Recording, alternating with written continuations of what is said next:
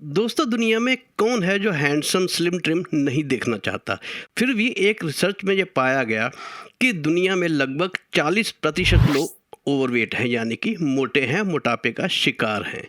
और जब भी कोई पतला स्लिम ट्रिम होना चाहता है या अपना मोटापा कम करना चाहता है तो सबसे पहला जो ख्याल आता है या सबसे पहले जो उसको सलाह दी जाती है वो दी जाती है डाइटिंग की। पर दोस्तों हकीकत में डाइटिंग जो है इसका सल्यूशन नहीं है। डाइटिंग से आज तक ना तो किसी का वजन कम हुआ है और ना कम हो सकता है, उल्टा आदमी बीमार अवश्य हो सकता है। क्योंकि मेडिकल साइंस या डाइटिशियन एक्सपर्ट जो होते हैं वो भी इस बात को मानते हैं कि डाइटिंग जो है वो मोटापा कम करने के लिए एक बेहतर सोल्यूशन नहीं है और ना ही हो सकता है। और दोस्तों जो भी अपना वजन कम करना चाहता है उसको सिर्फ सही चीज़ों का सेवन करना है और गलत चीज़ों का सेवन छोड़ना है। बस इतना करने से उसका वजन कम हो सकता है, ना कि डाइटिंग करने से या भूखा रहने से। तो आज की वीडियो में मैं इसके बारे में बताऊंगा कि आपको सिर्फ 6 ऐसी वस्तुएं हैं जिनको छोड़ना है और इन 6 चीज़ों को सिर्फ आपको त्यागने से, इनका सेवन ना करने से 1 महीने के अंदर अंदर आपको चमत्कारिक रिजल्ट मिलने वाले हैं, जो मैं इस वीडियो में आपको बताऊंगा। तो सबसे पहली जो वस्तु है जो आपको छोड़नी है वो है शुगर। वाइट शुगर या रिफाइंड शुगर आप उसे कहते हैं, जो नॉर्मली आप रोज़ाना अपनी चाय में, कॉफ़ी में उसका इस्तेमाल करते हैं। सिर्फ आपको ये चीनी छोड़नी है। मैं मानता हूं कि ये थोड़ा सा आपको मुश्किल लग रहा होगा क्योंकि हर एक को आदत होती है कि सुबह उठते ही चाय पीनी या कॉफ़ी पीनी, तो ये कैसे संभव हो सकता है कि कोई चीनी को छोड़ दे। पर इसका मैं आपको सोल्यूशन भी बताऊंगा। क्योंकि दोस्तों जो शुगर है, जो चीनी है, वो एक तरह का सफ़ेद जहर है जो आपके शरीर में बहुत सी बीमारियां पैदा करता है और इसमें एक भी ऐसा तत्व नहीं है जो आपके शरीर को फायदा पहुंचाने वाला हो। क्योंकि चीनी के अंदर दोस्तों ना तो कोई विटामिन होता है, ना कोई फाइबर होता है और ना ही कोई मिनरल होता है। होती है तो सिर्फ कैलोरी। क्योंकि जब भी आप चीनी का सेवन करेंगे, चाहे किसी भी रूप में करें, तो आपको 1% भी इसमें कोई न्यूट्रिशन नहीं मिलेगा, सिर्फ आपको मिलेगी कैलोरी। और ये कैलोरी ही जिम्मेदार है आपके शरीर में जाकर आपका मोटापा बढ़ाने के लिए। जो भी व्यक्ति मोटा होता है सबसे पहला उसका मुख्य कारण यही होता है कि उसके शरीर में कैलोरी की मात्रा ज़्यादा होती है। तो अगर आपने अपना मोटापा कम करना तो सबसे पहले तो ये आवश्यक है कि आपको चीनी बिल्कुल छोड़ देनी पड़ेगी। क्योंकि अगर आप चाय या कॉफ़ी पीने के शौकीन हैं तो उसको आप बिना चीनी के भी पी सकते हैं।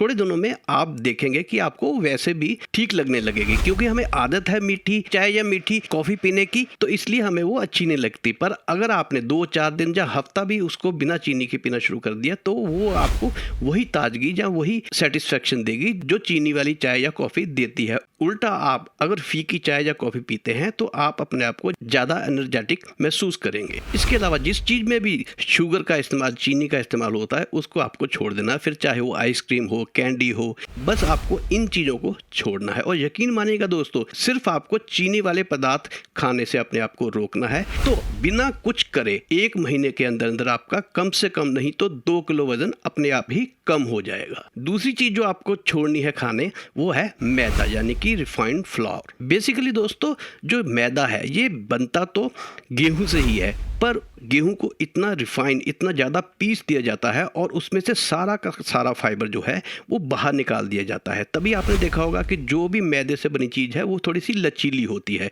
क्योंकि उसमें फाइबर 1% भी नहीं होता। और मैदे को इसलिए बनाया जाता है कि मैदे से बनी कोई भी चीज़ जो है वो क्रिस्पी बनती है। अगर उसके अंदर फाइबर होगा वो उतनी क्रिस्पी नहीं बन पाती, इसीलिए हमें वो स्वादिष्ट भी लगती है। और गेहूं के अंदर जितना फाइबर होता है, जितने न्यूट्रिशंस होते हैं, वो भी मैदे के अंदर 1% भी नहीं होते। और फिर अगर इसमें से फाइबर और न्यूट्रिशन सब निकल गया तो क्या बचा? सिर्फ कैलोरी, वही जो हमें शुगर से मिलती थी।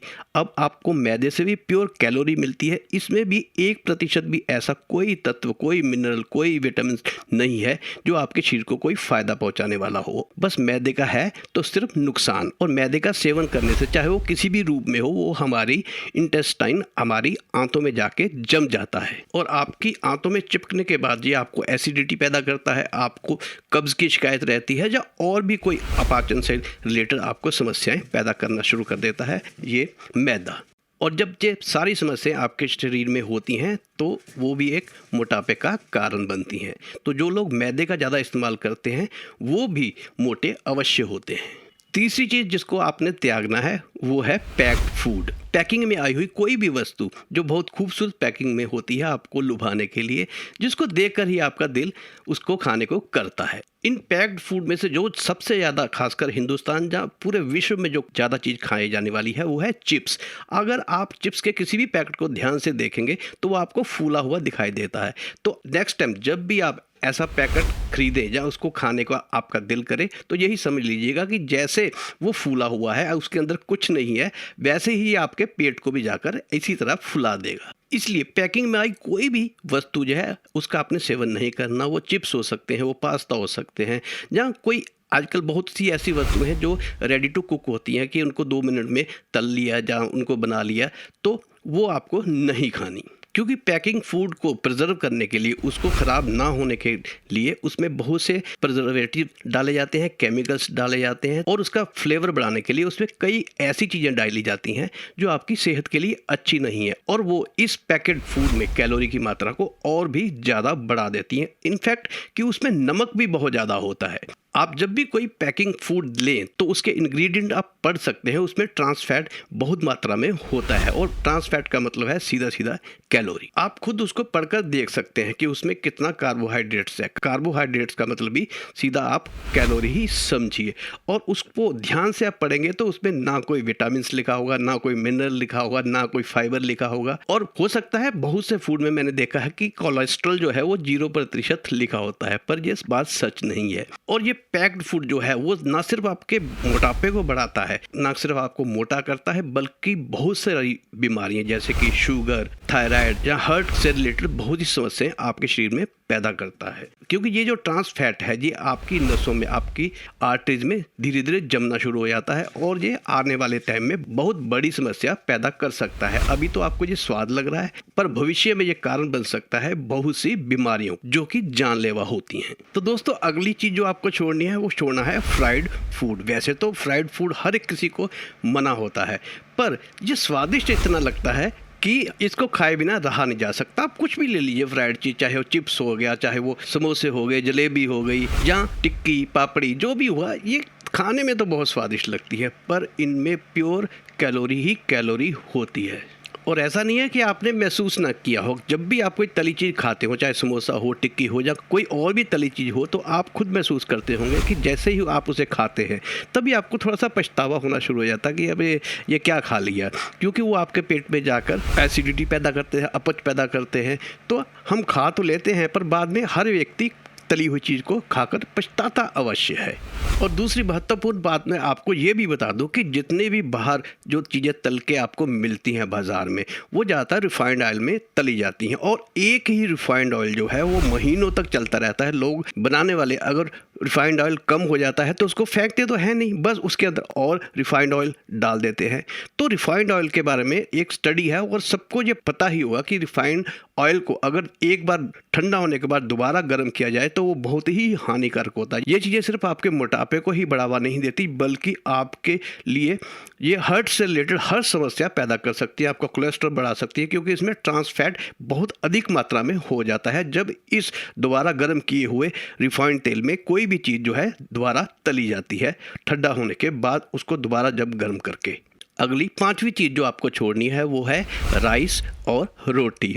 निश्चित तौर पर आप हैरान होंगे और इसको नामुमकिन समझेंगे कि कोई रोटी या चावल कैसे छोड़ सकता है, क्योंकि हम इंडियंस के लिए ये डाइट जो है हमारी डेली की डाइट है, और इसको छोड़ना मुश्किल होगा, और हर कोई इसको नहीं छोड़ सकता। पर दोस्तों, इसका सलूशन भी मैं आपको इस वीडियो में देने वाला हूँ। आपको इसको बिल्कुल छोड़ना नहीं है, बल्कि इसको थोड़ा मॉडिफाई करना है। दोस्तों, लगभग 95% लोगों के घर पे गेहूं की रोटी ही बनती है, पर गेहूं में सबसे ज़्यादा कार्बोहाइड्रेट्स होते हैं, यानी कि कैलोरी होती है। तो आपको एक मैं फॉर्मूला बताता हूं। आप ये कर सकते हैं कि एक हफ्ता आप गेहूं की रोटी खा लीजिए, एक हफ्ता आप चने की रोटी खा लीजिए, एक हफ्ता आप रागी की रोटी खा लीजिए, एक हफ्ते आप जौ की रोटी खा लीजिए। जहाँ पूरा हफ्ता नहीं कर सकते तो एक एक दिन ये चारों रोटियाँ 4 दिन के लिए इंटरवल में आप खा सकते हैं, कि एक दिन गेहूं की खा ली, अगले दिन चने की खा ली, अगले दिन जौ की खा ली, अगले दिन रागी की खा ली। या फिर ऐसा कर सकते हैं कि अगर दिन में 3 बार आप रोटी खाते हैं तो एक टाइम कोई, एक टाइम कोई, एक टाइम कोई खा लें आप। क्योंकि जैसा कि मैंने आपको बताया कि गेहूं में बहुत ज़्यादा कैलोरी होती है, कार्बोहाइड्रेट्स होते हैं, तो बाकी जो रागी है, चना है या जौ है, इसके आटे के अंदर फाइबर की मात्रा ज़्यादा होती है। और कार्बोहाइड्रेट्स होते तो हैं पर गेहूं की रोटी से बहुत कम होते हैं, और इन सब में न्यूट्रिशन भी ज़्यादा होते हैं कंपैरेटिवली गेहूं से। अगर आप इसका सेवन इस तरह से करेंगे तो एक तरह से ये आपके शरीर में फाइबर की मात्रा ज़्यादा बढ़ाएगा और कैलोरी को कम इनटेक होने देगा। इसके अलावा जो राइस है, बहुत से लोगों का खाना भी 3 टाइम लोग वाइट राइस यानी कि सफ़ेद चावल ही खाते हैं, तो ये भी एक बहुत बड़ा कारण है उनके मोटे होने का। तो उसके लिए थोड़ा सा आप चावलों का सेवन कम कर सकते हैं या उसको छोड़ भी सकते हैं। अगर कम नहीं कर सकते, आपको बहुत आदत है चावल खाने की, तो हो सके तो आप उसको पानी में उबाल कर खाएं। कहने का मतलब है कि उनको ऑयल में ना बनाकर, उनको कुकर में ना बनाकर, उनको आप पानी में उबाल कर बनाएं और उसकी जो मांड बचती है उसको आप फेंक दें। उससे आपकी संतुष्टि भी हो जाएगी और जो उसका स्टार्च है, जो उसका कैलोरी है, वो भी आपके शरीर में कम जाएगी। छठी जो चीज़ है वो है हाई कैलोरी फूड्स, वो भी आपको त्यागने होंगे। अब मैं आपको ये भी बता देता हूँ कि हाई कैलोरी फूड्स या हाई कैलोरी ड्रिंक्स जो है वो क्या है। जितनी भी कोल्ड ड्रिंक्स है उनमें बहुत ज़्यादा मात्रा में कैलोरी होती है। आप उस पर लिखे लेबल भी चेक कर सकते हैं कि उसमें कितनी कैलोरी है और कितनी मात्रा शुगर की है। दूसरा, जो पैक्ड जूस है वो भी आपको बिल्कुल छोड़ने होंगे। अगर आप जूस पीने के शौकीन ही हैं तो आप ताज़े फल का जूस पी सकते हैं, पर उसको भी एक सीमित मात्रा में आप पिए, क्योंकि उसमें से भी जो फाइबर है वो तो फेंक दिया जाता है और सिर्फ आपको जूस मिलता है।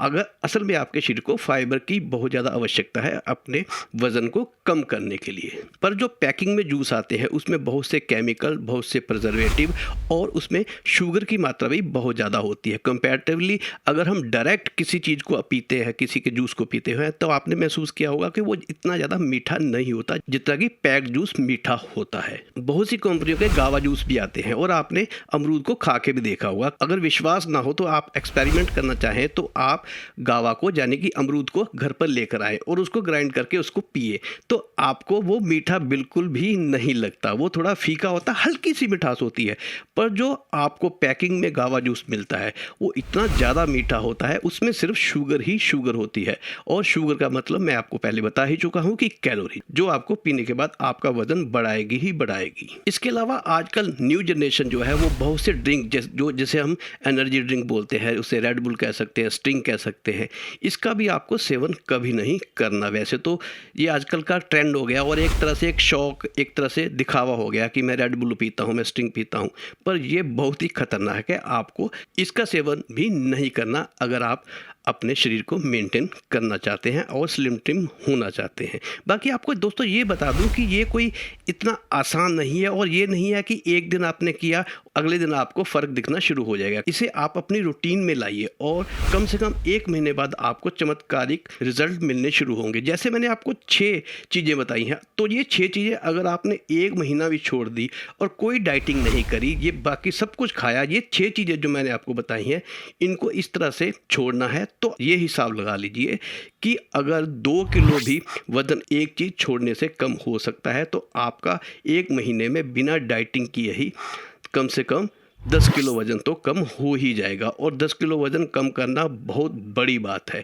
ये 1, 1.5, 2 महीने में भी हो जाए तो ये अपने आप में एक बहुत चमत्कार है। और आप 10 किलो वज़न कम होने का मतलब है कि आपका मोटापा काफ़ी कम हो गया। तो ये थी दोस्तों आज की वीडियो। आपको कैसी लगी अपने कमेंट्स में ज़रूर दीजिएगा, और अगर अच्छी लगे तो एक लाइक अवश्य दे दीजिएगा, और हो सके तो चैनल को सब्सक्राइब भी कर दीजिएगा। और सब्सक्राइब करने के बाद बेल का बटन दबाकर ऑल पर अवश्य क्लिक कर दीजिएगा, तभी आपको आने वाली वीडियो की नोटिफिकेशन मिलेगी। तो धन्यवाद दोस्तों वीडियो देखने के लिए। जय हिंद, जय भारत।